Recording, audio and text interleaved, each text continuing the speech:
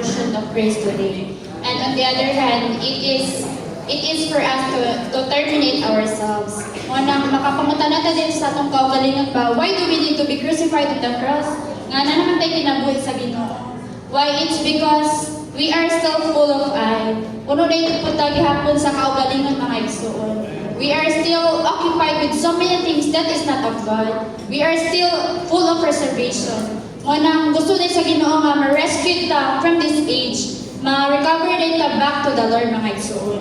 Unang salamat sa Ginoo nga gingon din nga by putting ourselves on the cross, we will be saved and protected. Kaya ang cross di ay, it is the solution of all the problems in the church. Unang we should deny ourselves by putting ourselves on the cross. In this way, we will have a genuine church life. And in this way po, ma-realize na natin si Christ o ma-manifest na si Christ dili sa atong sulod mga igsoon.